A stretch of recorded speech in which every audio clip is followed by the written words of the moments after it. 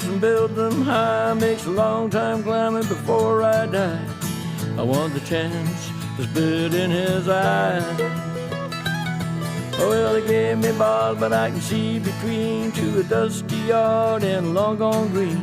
They call that freedom, if you know what I mean. And I drown my sorrows, but the whiskey's gone. I'm sober as a judge. Hello, everybody. Welcome to Shortbangers. I'm Matty. This is episode 88. Colin and John with me. He's all right, guys? Still well. Aye.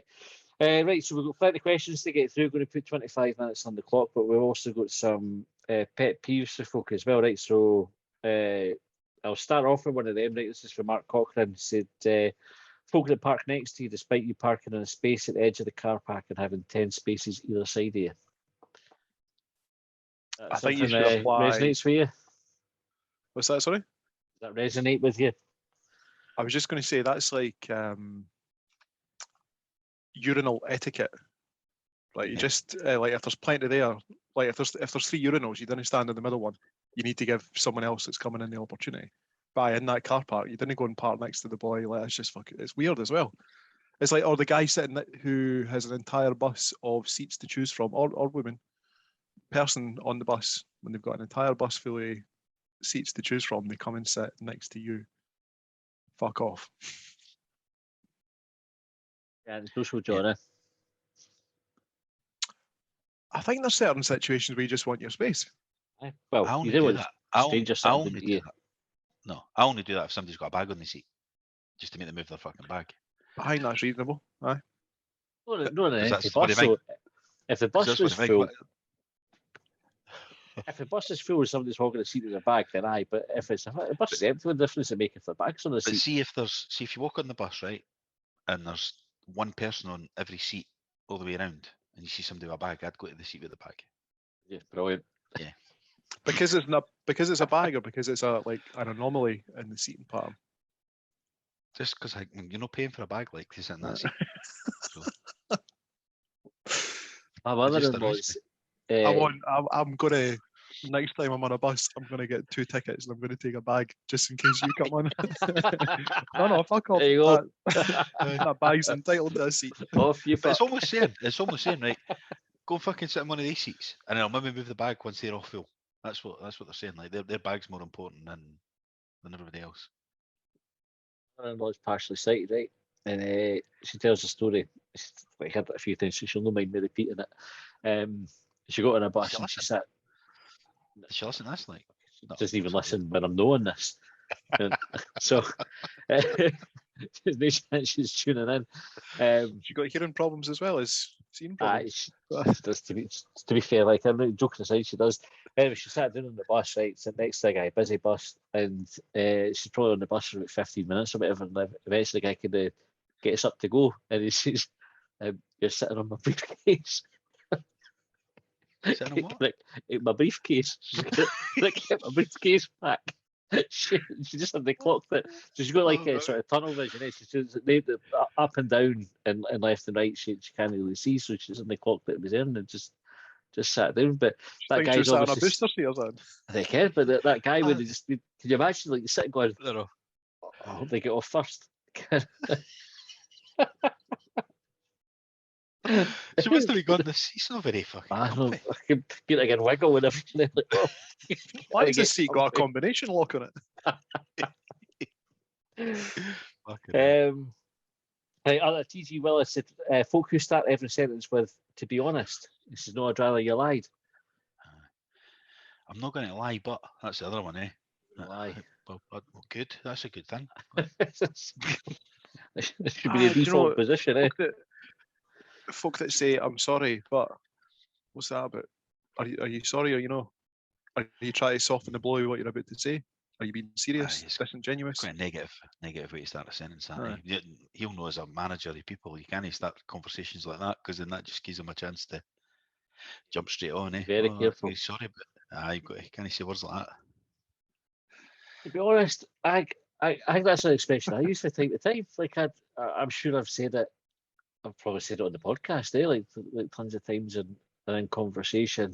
But why would you feel you need to preface what you're about to say with, be honest.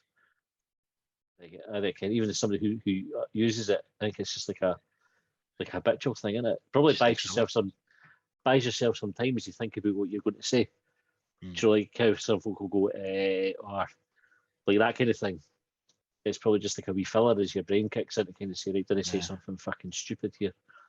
I think sometimes some sayings enter common usage and they just become a real pain in the arse. So I think it was back when Cheryl Tweedy was on X Factor or whatever talent show she was on. And she was just a nightmare for saying absolutely. Like she just flung in, and it permeated throughout the entire UK. Like everyone was saying absolutely at different, like in points in the sentence of what they were trying to say, where it didn't make any fucking sense.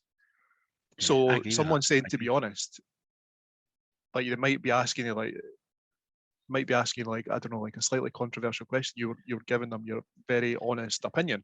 Like personally, from like away from like a work setting or whatever, it might ruffle a few feathers or whatever. I think that's absolutely fine. But if you're saying every single thing that you're saying with "to be honest," go and fuck off. Go and get a better vocabulary. So that became like the start of every sentence for a wee while. I think it's died down a wee bit again now, but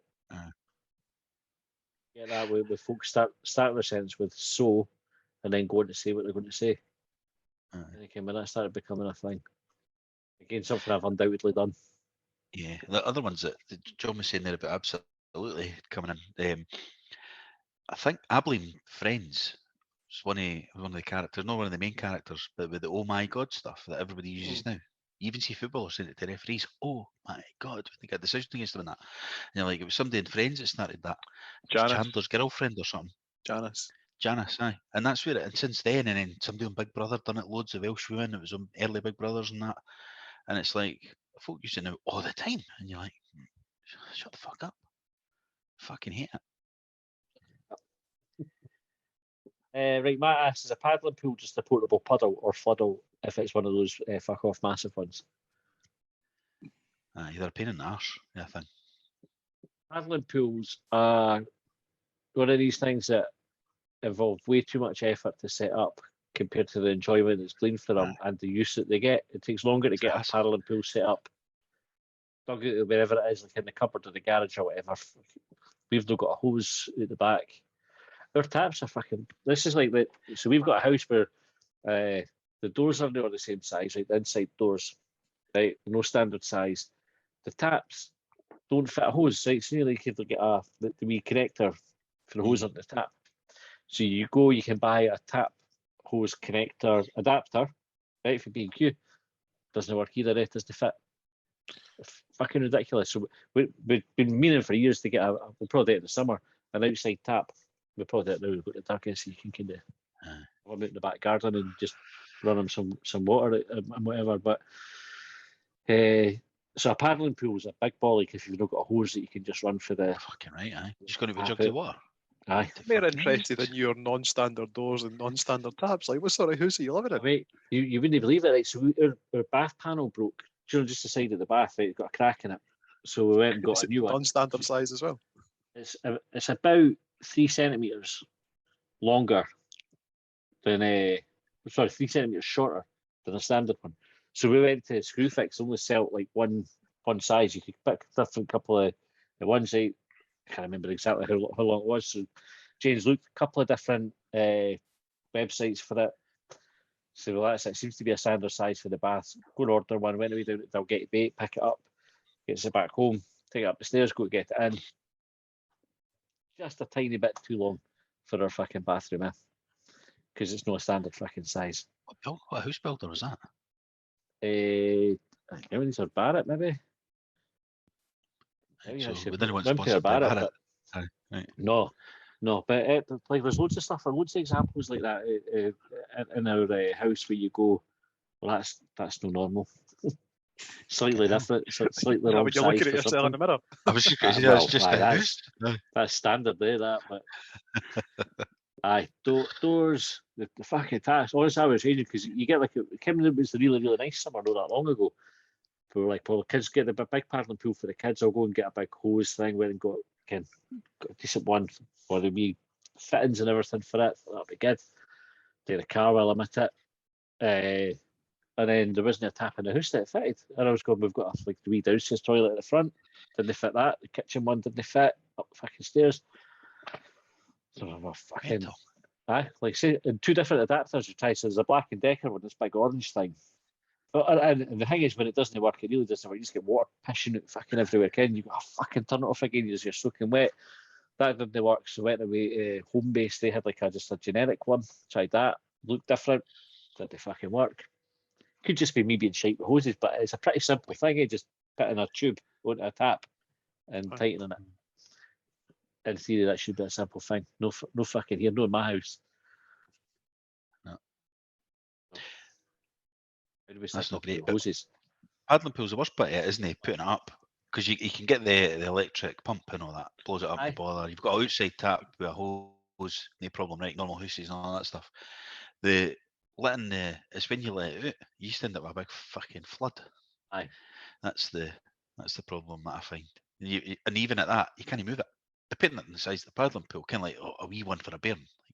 But you get a bigger one when your kids are bigger. You can't pull the fucking thing. It's too heavy. You have to push it down at one side to let the water out a bit at a time. So you need until you can then tip it or. So to answer Matt's question, I don't think it is a portable puddle or floodle because it isn't portable. You can't move it. It's not like, remember like your portable TVs. Why were they ever portable? Like just because you were able to pick it up, you can't lift a paddling pool up. Like it's just it's fucked. Right. 150 care handling hill. Is there a more stressful thing than transporting a birthday cake from one place to another? And why does it carry such an unmerited level of stress?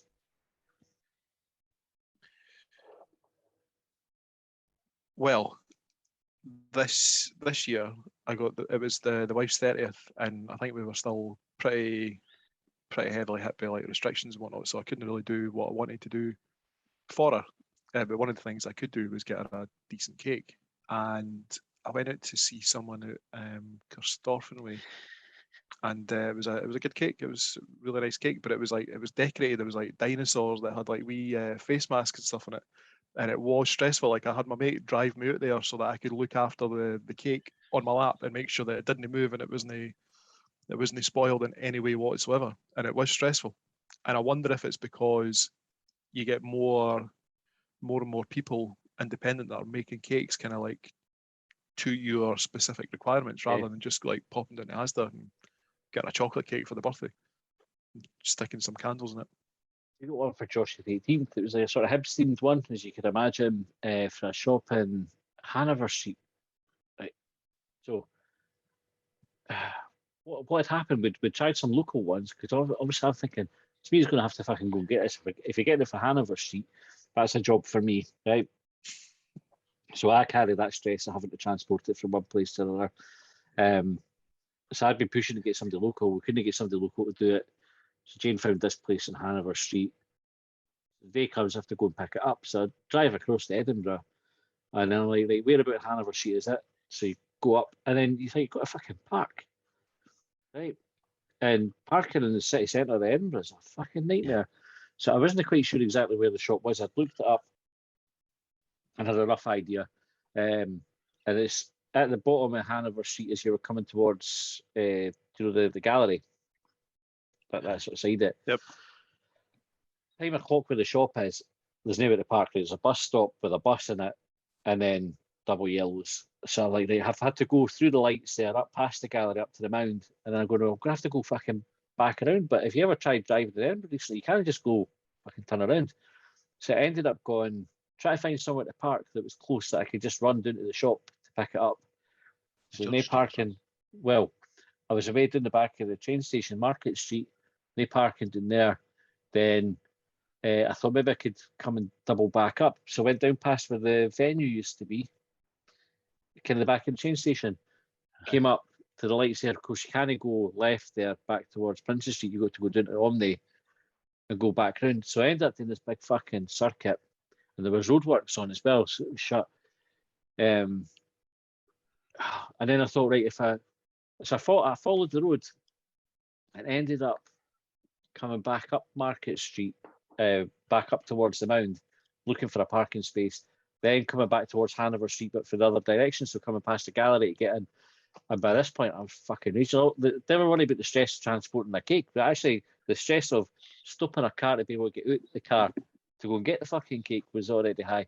I think I ended up just parking the double yellow, sticking the hazards on and fucking bolting across the road. So that cake there, great.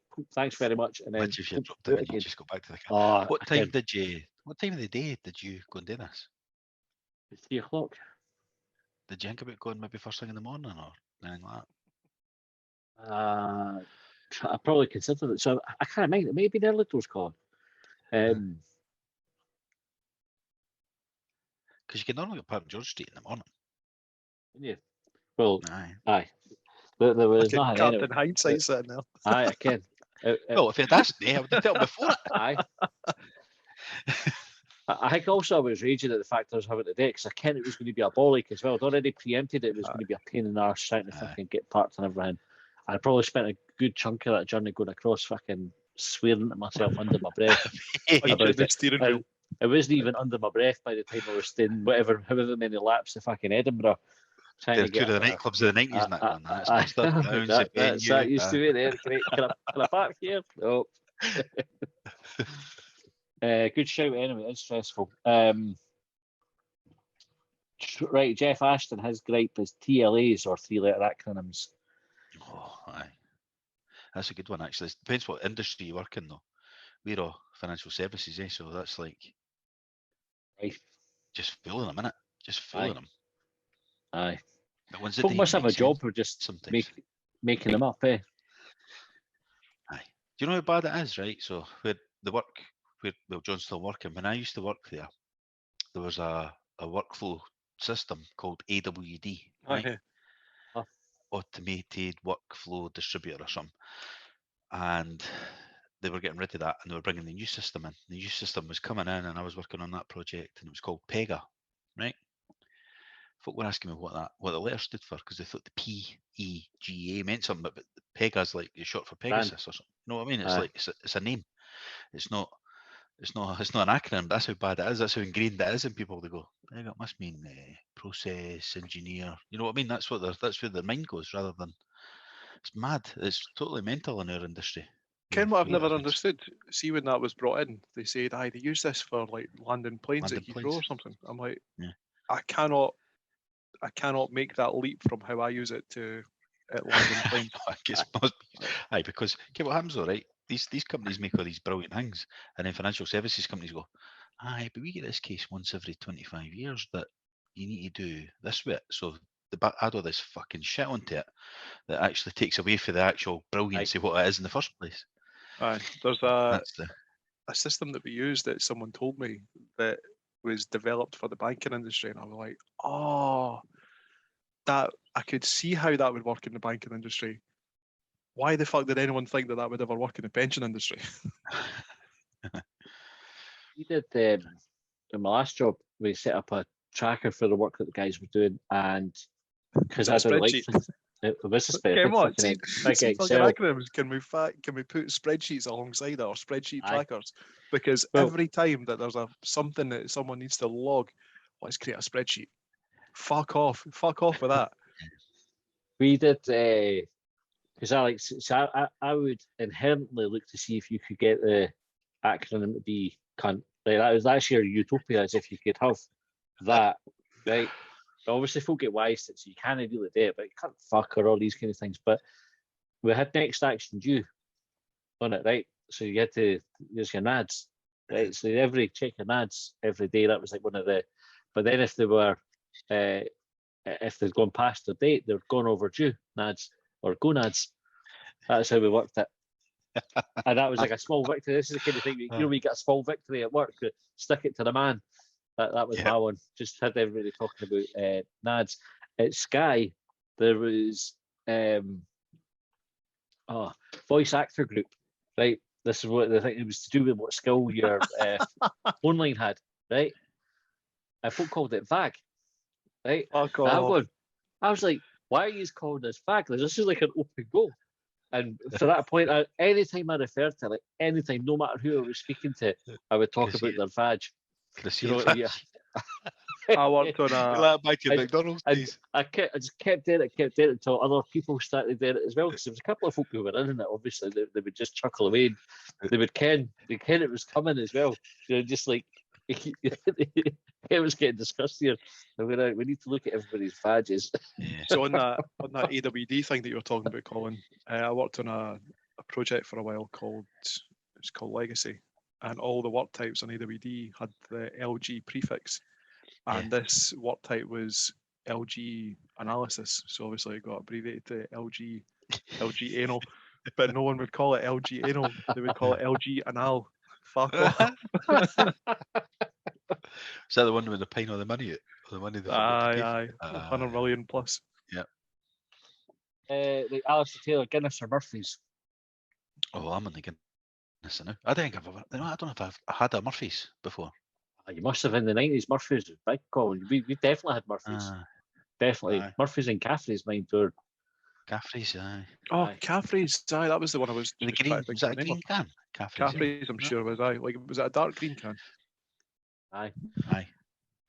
We used to drink, so Colin, if you remember, I went to brand, work in Stranraer when I was at McDonald's, and then we stayed at a wee place called Cairnryan, and the pub there, they sell Caffrey's. That's what they had on tap.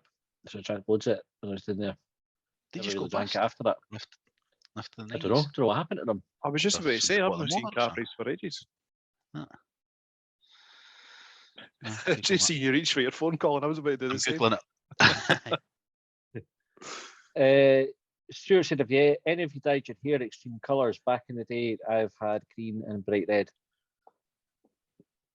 I Nah. went blonde once, which isn't really extreme, especially when it's white now, but I had brown hair when I was younger, dark brown, and I went blonde. Was that during the Sosie era where every player dyed their hair blonde? No, I tell you what happened, but right, so my girlfriend at the time was an ex-hairdresser. She lived with us, and my other flatmate John, who I spoke about before, right, Dave. They John, Dave. aye, right. We joked about it for ages, Kevin. They were always like, "Oh, Matt, you should dye your hair." And I always tell them to fuck off, right? And then we all worked at HSBC, and John had got a job with Intelligent Finance when they started. I don't know if they're still on the go. No. But he'd had his last day at work, and it came up in conversation. And I was like, "All right, well, I'll dye my hair blonde, John. You dye your hair black. Go jet black," because he was quite fair. And I think he's starting his new job on Monday. He's not going to fucking go for it. And the fucking prick went, "Aye, all right then." So Friday night, we were up at Asda at the Jewel getting stuff for dyeing the hair. We get back, we're all steaming because that was kind of the thing that you would do. And then Fiona dyed my hair, and it went that sort of, never went like proper blonde. It was sort of like sick boy train spotting blonde for a bit. And I think that we went out that night. We met folk in the Usher Hall. What's the pub at the Usher Hall? Was it Shakespeare's. No, actually, in the Usher Hall, there was like a bar bit, or there was back then. Anyway, that's where we were. We met them there. I remember walking in and just fucking bursting out laughing in. And that was kind of the reaction I got for the first time that I met anybody that I knew for maybe like the next week. It was just a hearty chuckle. Did you shave it off at the end? No. The funny thing is, right, I know that these things, as it started to go out, it started to look really good. And I got loads of attention for it, which is funny. But not at the point that I thought, I'm going to keep this or start getting like my tips done blonde or anything like that. I was quite happy to get rid of it. I was going to say, because that was probably during the period where frosted tips were a thing. So I wonder if that, like the dark hair coming underneath the white hair, Aye, made it look quite good. aye. I don't care if there's any photos of it, but luckily they had mobile phones with cameras on them back then, so you could get away with all this stuff like that. There's no real evidence of it. Okay, next question. Well, actually, it's a great. This goes to people that cut in front in the space between you and the car in front on the bypass and then brake immediately. Yeah. Oh, aye. You're on the bypass a lot. Used to be. That's just a nightmare. That's like one of those when you're trying to leave some kind of stopping distance, not the official fucking legal limit. and somebody pulls in front of you, and you're like, fucking, so you break a bit, and then somebody else goes in that gap. Bypass, you basically kind of leave on rush hour, didn't leave a gap. That's what it is, because otherwise folk will just take liberties with it. Aye. I feel like it when Somebody it's going crashed slow. into me the night, actually. Today, Sorry. a bit. I'm not on the bypass. I was picking up just dropped the wee one off at training and coming back to Newton Grange. If you know what, there's like a road where you can only go left or right when you come to Newton Grange or from Mayfield down to back down to Bonnyrigg and that. And I was just sitting at the lights for ages. Hadn't just braked. Sitting at the lights for ages. I was talking to my eldest when she was in the car with me. I'm looking in the mirror going, he's coming fucking tanking down the road, right? And then next thing, it got to the end and realised, fucking skidded and went on the other side of the road to miss me. And luckily nothing was coming the other way. And I'm Oh, going, shit. fucking hell, he was like a boy hair. Like the legal term boy hair away for actually wrapping right into the back of the car. Fuck knows he missed it. He just obviously lost attention for, I say he, I assume it's a he, but just last minute skidded away onto the wrong side of the road. Fucking hell.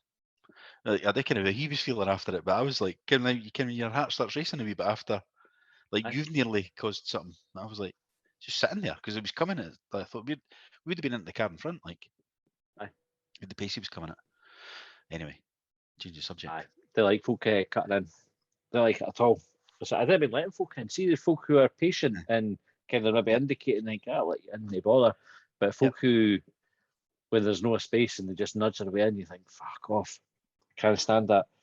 Right, that's the time for the episode. That flew by. But for me anyway. Right, we'll be back again shortly with the next one. Till then, catch you later. Well, they trailed me down when I broke free. I drank all the whiskey in Tennessee. I don't drink water, no,